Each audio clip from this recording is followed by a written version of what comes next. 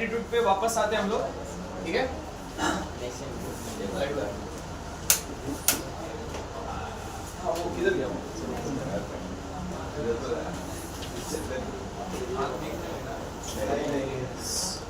हाँ, यहाँ पर देखो, so this is an again example of latitude, which is you can say particular area, Amazon rainforest, the part of South America, okay, greatest biodiversity। तो अगर आपको पूछा गया रीजन बताओ कि अमेजन में बायोडाइवर्सिटी इतनी अच्छी खासी क्यों है, what will be the reason? Again the answer is it is near to the equator, equator के पास में, तो इसके लिए आपको ये सब चीजें मिलेगी। And Amazon is also known as oxygen transporter और oxygen producer of whole earth. जितनी भी अर्थ पे ऑक्सीजन है ना, उसमें से 20 to 25% डिपार्टमेंट इसके पास है।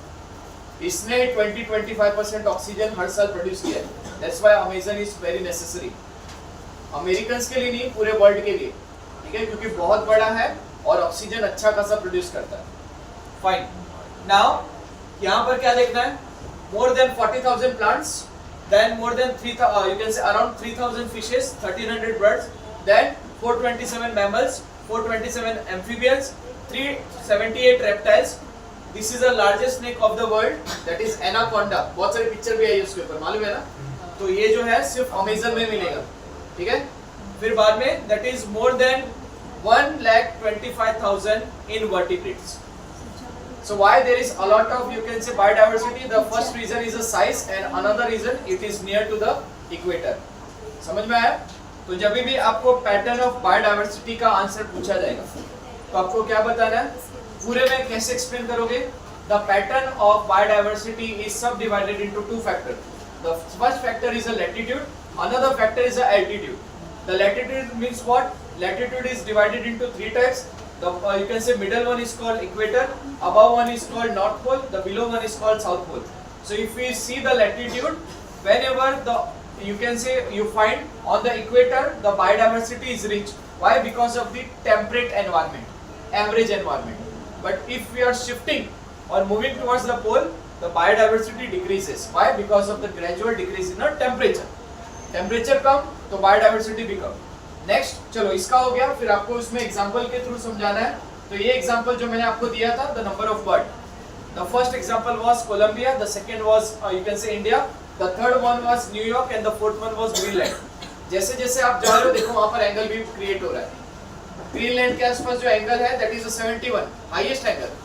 इनडायरेक्टली आप बोल सकते हो कि नॉर्थ पोल के सबसे पास वाली कंट्री जो है ना वो ग्रीनलैंड है, ठीक है। और ग्रीनलैंड का पॉपुलेशन भी एकदम ना के बराबर है, ठीक है। आज जाके गूगल के ऊपर सर्च कर सकते हो कि ग्रीनलैंड कैसा है, क्या है। बहुत कम पॉपुलेशन है, नाम ग्रीन है बट है आइसलैंड, ठीक है। नेक्स्ट, न्यूयॉर्क, तो न्यूयॉर्क थोड़ा सा बीच में है, that is around you can से 41 नॉट। इंडिया इक्वेटर के थोड़ा सा ऊपर है। सो कंपैरेटिवली स्पीशीज का नंबर क्या हो रहा है? डिक्रीज हो रहा है। तो दो एग्जांपल आप लोग लिखोगे, एक तो अमेजन का लिखोगे और एक इसका लिखोगे जब आप लैटिट्यूड की बात करते हो। एल्टीट्यूड का example it is not there in you can say this PDF, आपको टेक्स्ट बुक में से पढ़ना पड़ेगा। एंड एल्टीट्यूड आप अपने शब्दों में भी लिख सकते हो। क्या लिखोगे? You can say at the lower altitude the biodiversity is higher and the higher altitude the biodiversity is lower.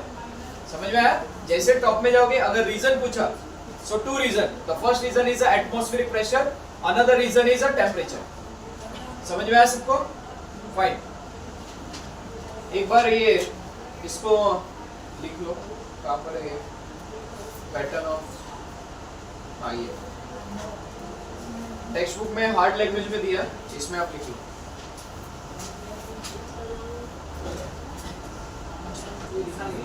Only the example number 1, species area relationship, okay. So इसमें आपको कुछ मैथमेटिक्स के भी कॉन्सेप्ट है, जरा ध्यान दीजिएगा। स्पीशीज एरिया रिलेशनशिप क्या बोलता है? फॉर एग्जांपल मैं आपको दो एरिया बता रहा हूँ, ठीक है। एरिया का यूनिट क्या होता है? चलो हम लोग ले लेते हैं किलोमीटर स्क्वायर, ओके। सो एक एरिया है जिसका मतलब एक प्लेस है जिसका एरिया है, कंसीडर कर लो कि 20 किलोमीटर स्क्वायर, और दूसरा प्लेस है उसका एरिया है 80 किलोमीटर स्क्वायर। तो आपके अकॉर्डिंग स्पीशीज कहाँ पर ज्यादा मिलेगी? 80 किलोमीटर पर स्क्वायर पे ज्यादा मिलेगी, ठीक है। तो जैसे जैसे एरिया बढ़ता है वैसे वैसे स्पीशीज बढ़ती है। अभी मैं क्या करता हूँ, एरिया को कांस्टेंट कर देता हूँ। फॉर एग्जांपल एक पर्टिकुलर एरिया है, अभी 80 किलोमीटर हो गया, अब उससे ज्यादा वो बढ़ना नहीं है, तो वहां पर स्पीशीज क्या होगी, एक पर्टिकुलर लेवल तक बढ़ेगी। उसके बाद क्या हो जाएगा, उसके बाद वो ये हो जाएगी, एकदम स्टेबल हो जाएगी। Let's talk about India only. So during the freedom our population was 37 crore. In the, you can say, before the Mahatma Gandhi, that was the era of, you can say, Lokmanya Tilak. I am talking about the 1910. Okay, so during that time the population of was 15 crore. So within a, you can say, 100 year, the population was tremendously increases. Now we are you can say how much, 150 crores. So 10 times हो गया कितने years में, 100 years में. Okay, but it has been observed that during the freedom time our population was 37. Okay, फिर 80s के time पे क्या हो गया, population 60 के आसपास गया, 2000 के टाइम पे क्या हो गया, 80s के आसपास population गया, and currently when I am speaking to you, the population, we are the largest population of the world, that is around 151 crores. Okay, so question is that क्या यहाँ पर कुछ changes आए? Answer is yes. Birth rate में जो है ना, gradually क्या हो गई है, बोल सकते हो डिक्रीज हो गया। You can say the birth rate of, you can say, per couple during the time of freedom it was 4.16, मतलब एक कपल के या तो 4 या तो 5 बच्चे हुआ करते थे। But now today, for the today, the birth rate is around 1.17, या तो एक या तो 2 बच्चे हो। तो उसके पीछे का रीजन क्या है, उसके पीछे का रीजन आपको समझना है स्पीशीज एरिया रिलेशनशिप से। मतलब कंसीडर कर लो कि एक एरिया है, उसमें पॉपुलेशन तो बढ़ना ही है, but after some times the population become stable, that is called species area relationship, जिसको फर्स्ट टाइम बताया था अलेक्जेंडर हम्बोल्ट ने। ओके, और उसने कोरिलेट किया था एरिया और स्पीशीज को। तो जो मैंने बोला ना कि after certain time of period क्या होता है, ग्राफ एकदम स्टेबल हो जाता है, पॉपुलेशन का रेट जो बढ़ना चाहिए वो रेट से नहीं बढ़ता है, population is increasing but not in that speed. So यहाँ पर आपको ये ग्राफ ये रिप्रेजेंट कर रहा है, the blue colour line. So initially you can see the graph is, you can say, going about tremendously. The y-axis is representing you the species richness and this one is representing you area. So यहाँ पर क्या हो रहा है, यहाँ पर population बढ़ रहा है, but after certain time of period population क्या हो गया, stable हो गया। तो उसके पीछे का reason क्या होगा? The reason is first competition. Okay, the competition between the individual. Okay, competition for the, you can say, houses. घर के लिए, then competition for the jobs and due to the lack of food. ये चीजों की वजह से क्या होता है, एक पर्टिकुलर टाइम पीरियड के बाद जो बर्थ रेट है वो क्या हो जाती है, स्टेबलाइज हो जाती है, और वहां से पॉपुलेशन क्या होता है, नीचे जाने लगता है। So it has been prediction for the, you can say, population ecologists that whenever the, you can say, the population of India becomes 212 crores, that is 212 crores, after that the graph will go at the bottom. उसके बाद graph क्या होगा, negative जाना चालू हो जाएगा। समझ में आया? तो इस ग्राफ के पैटर्न को हम लोग क्या बोलते हैं, it is, the name is there, that is called hyperbola या फिर पैराबोला, कुछ नाम दिया यहाँ पर। Yes, rectangular hyperbola. Okay, mathematics का टॉपिक है, frankly I don't know what is the meaning of hyperbola, but इतना तो समझता हूँ कि हाइपरबोला में क्या होता है कि एक ग्राफ ऊपर से नीचे की तरफ जाता है, ठीक है, that is called hyperbola. Parabola होता है और बहुत सारी चीजें होती है, 10-12 साल पहले पढ़ा था, अभी याद नहीं है, but the thing is what, जब भी ग्राफ जो है स्टेबल नहीं रहता, एक बार ऊपर होता है और एक बार नीचे होता है, that is called, you can से, हाइपरबोला। तो यहाँ पर आपको फॉर्मूला पूछेगा, ठीक है, फॉर्मूला पूछेगा तो आपको फॉर्मूले में क्या लिखना है, that is log s is equal to log c plus z into log a। तो यहाँ पर हर एक वर्ड को समझना, s का मतलब क्या है, स्पीशीज रिचनेस, फिर बाद में c का मतलब क्या है, y इंटरसेप्ट, y इंटरसेप्ट का मतलब ये जो दिख रहा है intercept, that is called y intercept. Okay, ये वाला, then slope, this is called slope. Okay, y2 minus y1 x2 minus x1, okay, that is called slope. And last में क्या है आपका, that is, you can say, a for area.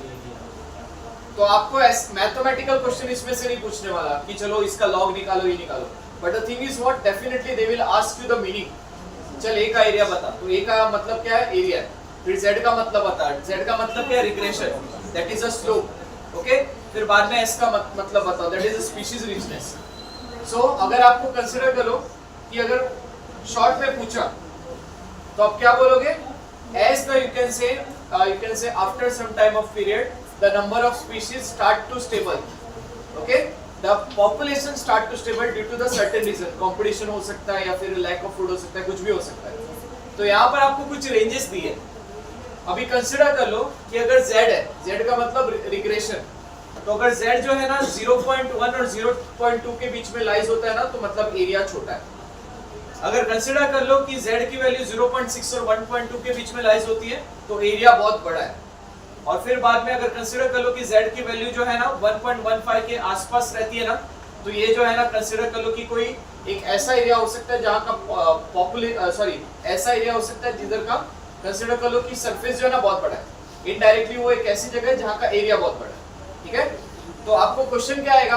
Question आएगा, consider कर लो कि एक एरिया है, उसका z इंटरसेप्ट कौन से रेंज में लाया होगा.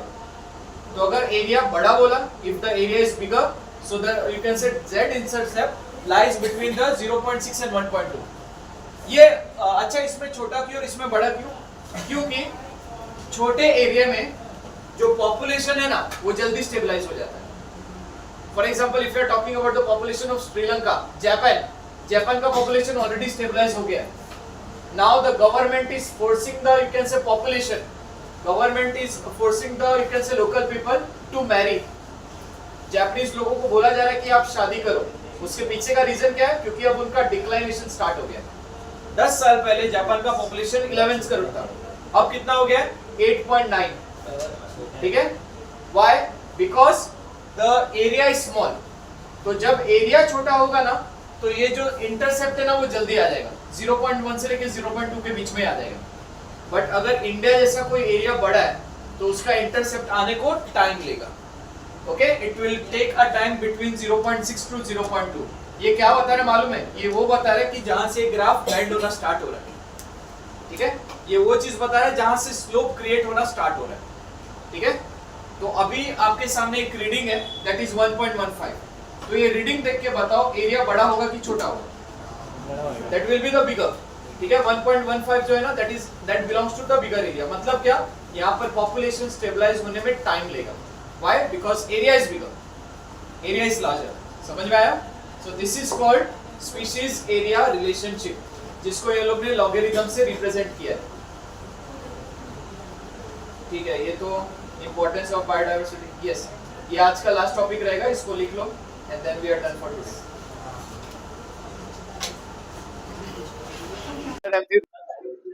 Pattern of biodiversity. ओके, चलो बायोडाइवर्सिटी का पैटर्न देखते हैं. बहुत इजी टॉपिक है. थोड़ा सा हम लोग ये इसमें जाएंगे, ज्योग्राफी में जाएंगे. यस, ज्योग्राफी 10th स्टैंडर्ड वाला. ये जो आपको दिखाई दे रहा है ना, this is what, this is you can say whole earth. और ये जो आपको दिखाई दे रहा है ना, इसको हम लोग बोलते हैं क्या? लैटिट्यूड. लैटिट्यूड का मतलब क्या होता है? See, we have divided the earth into, you can say, different sections. और वो सेक्शंस को ना हमने कुछ एंगल्स के फॉर्म में नाम लिया. जैसे कि अगर यहां से लेके यहां तक बोलेंगे तो दैट इज अ 23.5 नॉर्थ से लेके 23.5 साउथ. ये एकदम सेंटर में रहता है, उसको हम लोग बोलते हैं इक्वेटर. ठीक है, और ये दोनों पोल है. ठीक है, north pole and south pole. आप लोग जो मैप में बचपन से देखते आ रहे हो वो that is a straight map. But ये जो अर्थ है ना, ये रोटेशन का पैटर्न उसका ऐसा ही है. मतलब अर्थ जो है ना थोड़ी सी इंक्लाइंड है. इंक्लाइंड समझते हो ना, स्लोपी है. ठीक है, थोड़ा सा एक जगह पे क्या हो गया है, वो थोड़ा सा बेंड हो गई है. तो यहां पर क्या है, रोटेशन उसका ऐसा होगा. पोल दोनों तरफ ये है और सेंटर में क्या, इक्वेटर है. तो क्वेश्चन अराइज होता है कि कैन वी कंपेयर और can we correlate latitude with the, you can say, diversity. The answer is yes. सबसे ज्यादा आपको जो पॉपुलेशन है ना एनिमल्स का, वो आपको ये रेंज में मिलेगा. ठीक है, इक्वेटर के पास जो है ना, इक्वेटर के ऊपर वाला दैट इज 23.5 नॉर्थ से लेके 23.5 साउथ तक आपको अच्छा खासा पॉपुलेशन मिलेगा. बट जैसे ही आप उसके ऊपर जाते हो, कोई भी स्पीशीज होने दो, the population will always decline. So what will be the logical answer behind that? Because of the reduction in the temperature.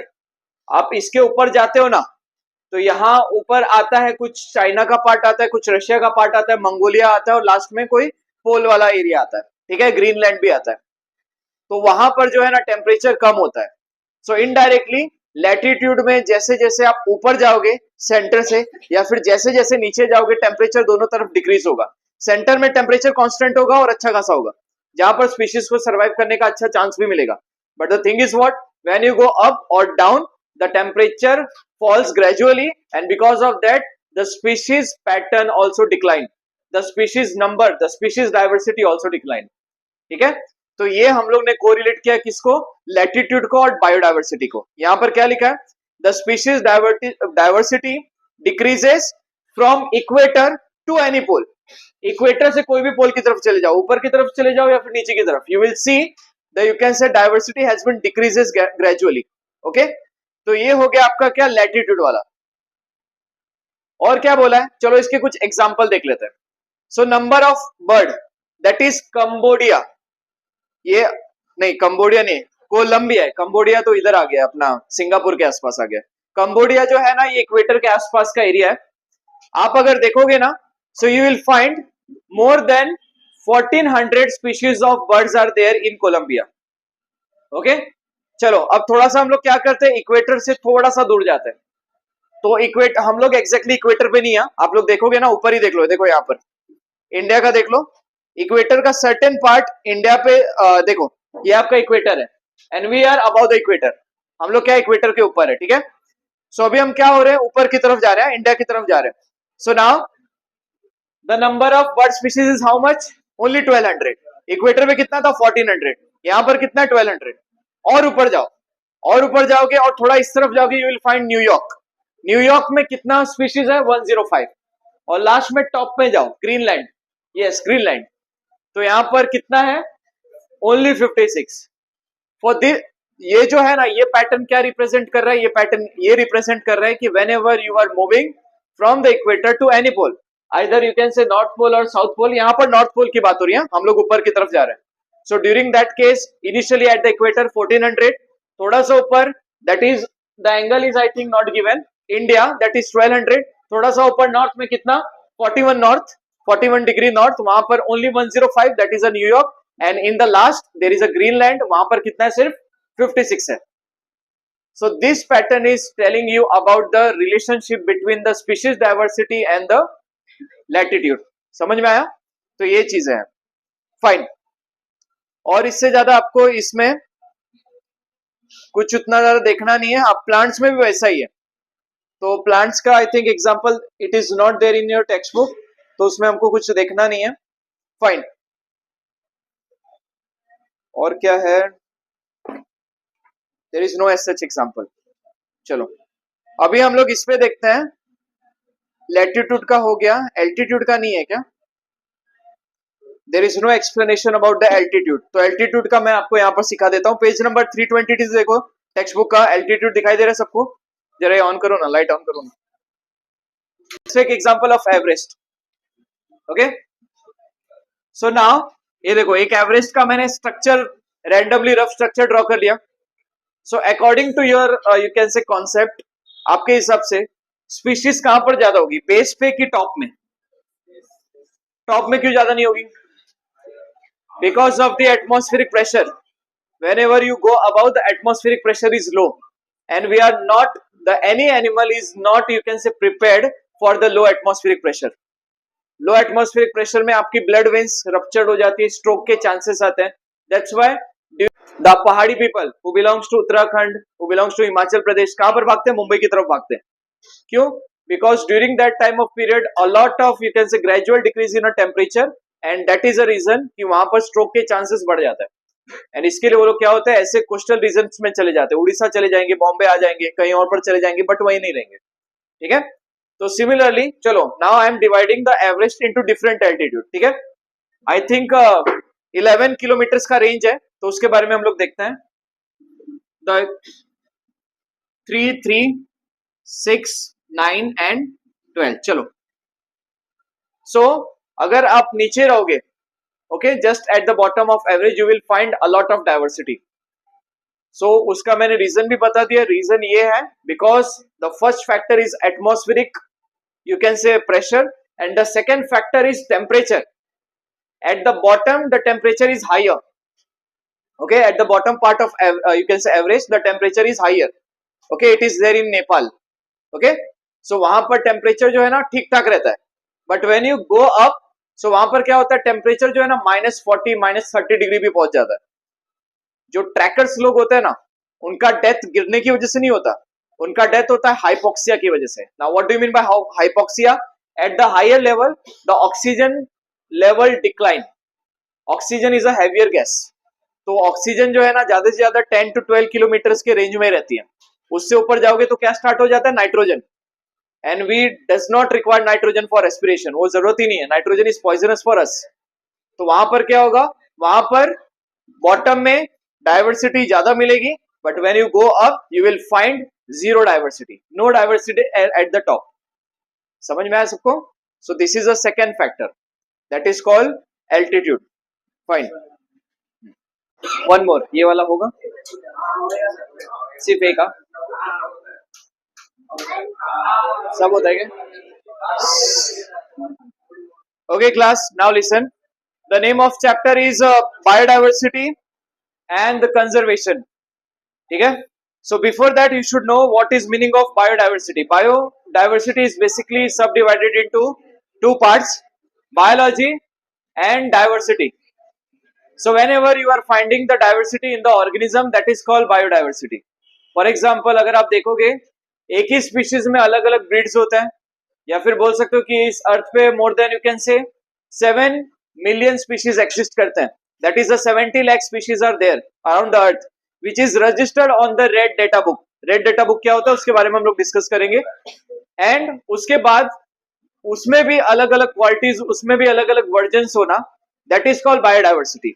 Okay, so when someone is asking you how to define a biodiversity, the differences among the individual based on the genus, based on the species, okay, and based on various criteria, that is called biodiversity.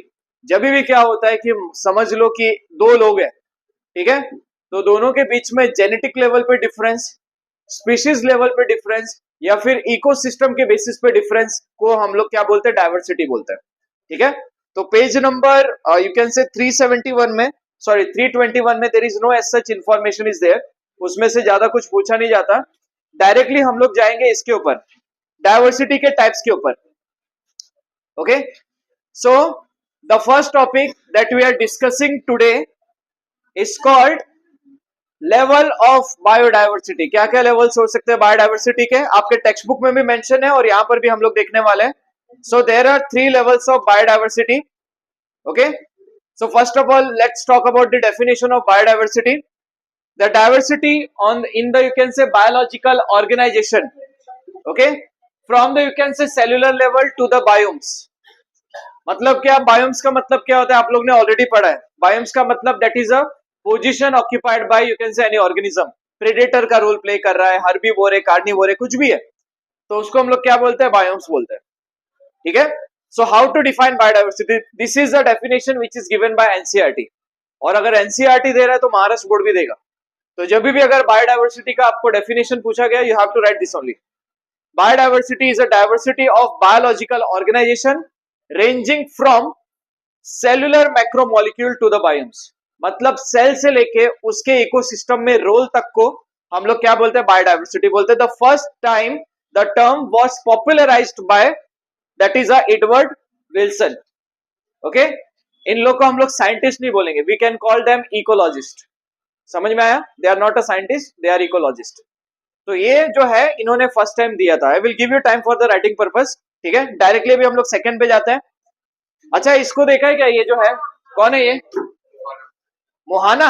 Mohana, Mohana एक picture है. ठीक है, अभी उसका cartoon version है, अभी उसका I think real version भी निकल रहा है. तो उसमें जो रॉक है ना, वो उसमें एक मोटा सा रहता है ना, वो उसका रोल प्ले कर रहा है. ठीक है. So now there are 3 types of diversity. Genetic हो गया, स्पीशीज हो गया, इकोलॉजिकल हो गया. अबे अगर बात करें हम लोग जेनेटिक डाइवर्सिटी, नाम से ही पता चलता है. 10th स्टैंडर्ड में ना आप लोगों ने देखा था, चैप्टर नंबर 4 में. Now what is you can say diversity? The diversity on the basis of genetic level. DNA के लेवल पे 2 जन में डिफरेंस. जैसे मैं तुम लोग की बात करता हूँ, आपके सबके पेरेंट्स अलग अलग है, इसके लिए आप सबका डीएनए भी अलग अलग है। That is called genetic diversity. इसको हम लोग क्या बोलते हैं? जेनेटिक डाइवर्सिटी बोलते हैं। स्पीशीज कैन बी सेम, जो स्पीशीज है वो सेम हो सकती है। जैसे कि एक एग्जांपल ले लिया, ये जो है रुवोल्फिया वोमिटोरिया, रुवोल्फिया वोमिटोरिया, नाम से ही पता चलता है कि कोई डेंजरस चीज है। क्यों? क्योंकि यहाँ पर एक वर्ड है वोमिटोरिया। ये बेरीज होती है जिसको खाने की वजह से क्या होता है? वोमिटिंग सेंसेशन होता है। इसमें अगर आप हिमालयस के रेंज में जाओगे तो आपको ये प्लांट मिलेगा, और ये प्लांट्स में अलग अलग तरीके की क्वालिटीज मिलेगी। स्पीशीज वही है, but the thing is what, there are different varieties are there, not a quality, there are different varieties are there. For example mango, Mangifera indica, but अगर आप मार्केट में ढूंढने जाओगे तोतापुरी मिलेगा, हापुस मिलेगा, क्या क्या मिलेगा, 10 जन का मिलेगा। तो वहां पर यही को, इसी चीज को हम लोग क्या बोलते हैं? इसी चीज को हम लोग बोलते हैं जेनेटिक डाइवर्सिटी।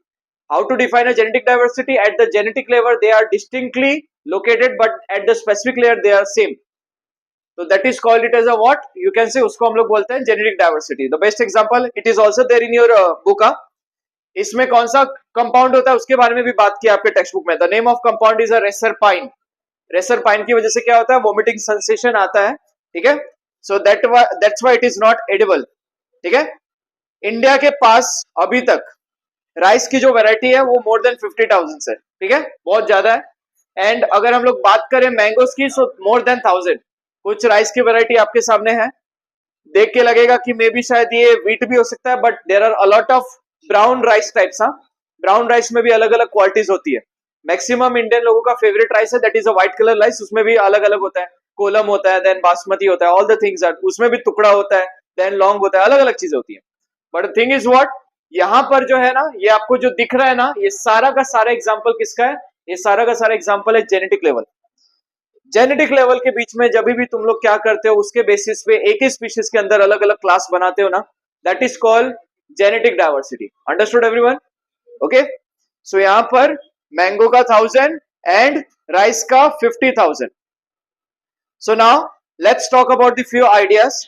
यहां पर आपको दो तरीके के घाट्स दिखाई दे रहे हैं। घाट का मतलब क्या होता है? पहाड़ी एरिया, ठीक है, that is called Ghat.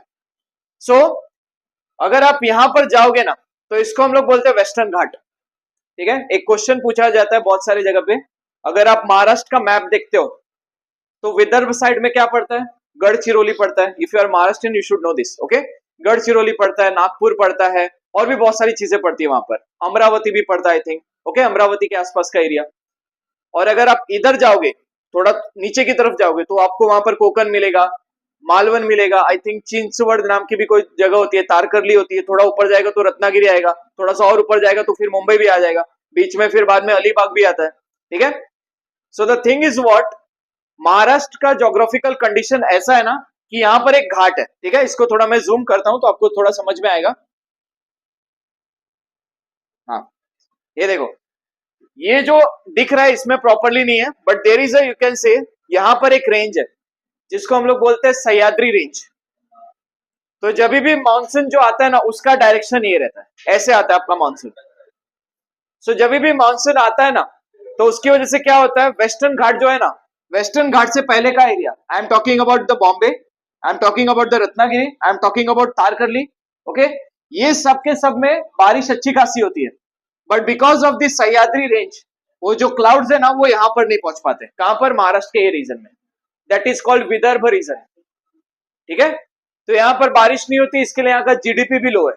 But यहाँ पर अच्छी खासी बारिश होती है, फसल मिलती है, इसके लिए यहाँ का जीडीपी हाई है, ठीक है। तो सवाल उठता है कि यहाँ पर ये जो आपको घाट दिखाई दे रहा है, वेस्टर्न घाट और ईस्टर्न घाट, तो दोनों में फर्क क्या है? अगर आप वेस्टर्न घाट को देखोगे ना, तो आपको because of the a lot of heavy rain, बहुत ज्यादा बारिश की वजह से आपको यहाँ पर एम्फीबियंस भी अच्छे खासे नंबर में दिखाई देंगे। Now what do you mean by amphibians? The amphibians are those organism who can live on water as well as land, ठीक है। दोनों जगह पे रहने वाले को एम्फीबियंस बोलते हैं। हिंदू कुश के बारे में कोई समझता है क्या? किसी को मालूम है what is a Hindu Kush? It is a part of Afghanistan now, ठीक है। अगर ध्यान से देखोगे तो दिखाई देगा, ये हिस्ट्री का पार्ट है। Anyone know about the Chanakya? Chanakya का स्टूडेंट कौन था? चंद्रगुप्त मौर्य के बारे में कोई जानता है? चंद्रगुप्त मौर्य की अच्छी वाली फाइटिंग किसके साथ हुई थी? उस टाइम पे अलेक्जेंडर, जिसको हिंदी में हम लोग सिकंदर बोलते हैं, फर्स्ट टाइम इधर से आया था वो, ठीक है, हिंदू कुश से। तो फर्स्ट टाइम इंडिया के ऊपर जो अटैक हुआ था ना, it was done by the Greek people, okay, before the you can से बर्थ ऑफ जीसस क्राइस्ट। ये 2000 साल से पहले की बात है। तो जो भी आप सुनते हो ना, Chanakya, Chandragupta, what ever it is, वो सब 2000 पहले की बात हो रही है, 2000 साल पहले की बात हो रही है। सो उस टाइम पे फर्स्ट टाइम इंडिया के ऊपर अटैक किसी ने किया था, तो दैट वाज अलेक्जेंडर, हिंदी में उसको सिकंदर बोलते हैं। उसने हिंदू कुश से आया था, ठीक है। तो अगर आप देखोगे हिंदू कुश में आपको उतना कुछ डाइवर्सिटी दिखेगा नहीं। क्यों? क्योंकि वहां का जो इकोसिस्टम है ना, उसको सपोर्ट नहीं करता, एकदम पूरा वीरान है, ठीक है, रेत बालू और उसके अलावा कुछ मिलेगा नहीं। हाँ, थोड़ा बहुत जो है ना, ईस्टर्न घाट में भी एम्फीबियंस है, but not as compare to the western Ghat. Western Ghat में आपको सबसे ज्यादा मिलेंगे, ठीक है। ईस्टर्न घाट में कौन आता है? ये तेलंगाना आ सकता है, देन उड़ीसा आ सकता है, आंध्रा आ सकता है, वो सब है, ठीक है। वहां पर थोड़ी बायोडाइवर्सिटी आपको कम मिलेगी। और Himalaya, this is a region. So this is a top 4 area who are you can say out of few that they are part of India, जहां पर वेस्टर्न घाट जो है वहां पर सबसे ज्यादा आपको एम्फीबियन देखने को मिलेगा। The reason behind that, because this is the direction of monsoon. Monsoon आता है एंड वो जो है ना सह्याद्री के रेंज से कोलाइड होता है और वहीं पर रुक जाता है, ठीक है। तो कौन कौन से एम्फीबियंस मिलेंगे बाजू वाले इमेज में आप देख सकते हो, these all are the amphibians, ठीक है। ये सारे के सारे एम्फीबियंस आपको दिखाई दे रहे हैं, ये मिलते हैं आपको वेस्टर्न घाट के आसपास। इसमें से कुछ है फ्रॉग और कुछ है टोड्स। छोटे वाले को टोड्स बोलते हैं, बड़े वाले को फ्रॉग बोलते हैं। समझ में आया सबको? तो ये क्या, ये कौन से टॉपिक की बात हो रही है? This is the idea about the genetic diversity. ये जेनेटिक डाइवर्सिटी की बात हो रही है। तो जब भी आपको जेनेटिक डाइवर्सिटी का आंसर आता है लिखने को, what you have to write, first of all you have to write the definition. Definition, the you can say the differences among the species on the basis of DNA, on the basis of gene, that is called genetic diversity. Second point क्या लिखोगे? They all are belongs to similar species और same species. तीसरे में क्या लिखोगे? Example, rice 50,000 variety, mango 1000 variety. Then western घाट eastern घाट का comparison, ठीक है, दोनों को कंपेयर करने का और उसका आंसर लिखने का। समझ में आया सबको? फाइन। अभी नेक्स्ट स्लाइड पे चलते हैं अपन। हाँ बोलो, कुछ बोला क्या किसी ने? ठीक है, चलो आगे देखते हैं।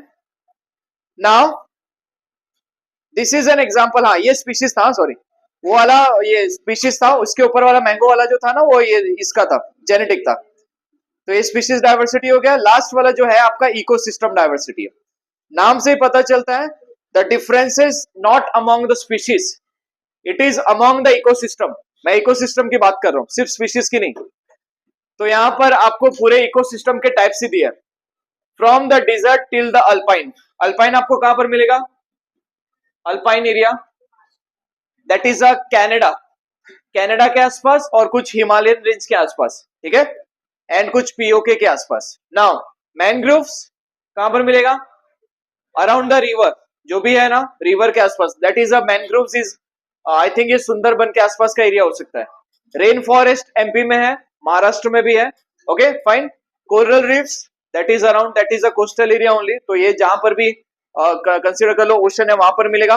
Wetlands, that is you can से ईस्ट साइड, असम, त्रिपुरा, मेघालय, वहां पर आपको वेटलैंड्स मिलेंगे। वहां के लोग जो रहते हैं ना, वो लोग बोट के अंदर ही अपना लाइफ सर्वाइव करते हैं, ठीक है, दैट इज कॉल्ड वेटलैंड, ठीक है। और फिर बाद में इस्चुरीज। सो अगेन इस्चुरीज जो है ना, जहां पर किसका इंटरसेक्शन होता है, रिवर का और ओशन का इंटरसेक्शन होता है ना, दैट इज कॉल्ड इस्चुरीज। तो ये सारे के सारे इकोसिस्टम हमारे पास है। पर्सनली इंडिया के पास ये सारी की सारी वैरायटी एग्जिस्ट करती है। That's why we are too lucky as compare to the ecosystem. आप किधर चले जाओ, नॉर्वे में चले जाओ, नॉर्वे का इकोसिस्टम 12 का 12 month -20°C।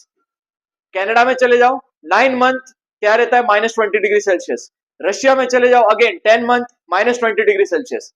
But we are still lucky with respect to that. Pakistan का आधा एरिया डिजर्ट है, दुबई में बारिश ही नहीं होती, सऊदी अरेबिया में पानी का प्रॉब्लम है, but we all are lucky with respect to this conditions. Why? Because from the desert till the alpines we have each and everything in the single geographical area. Understood? And this is called, you can say, ecosystem diversity. समझ में आया? So now 3 types of diversity we have seen. अभी आगे हम लोग को क्या देखना है? डाइवर्सिटी के पैटर्न ऑफ डाइवर्सिटी।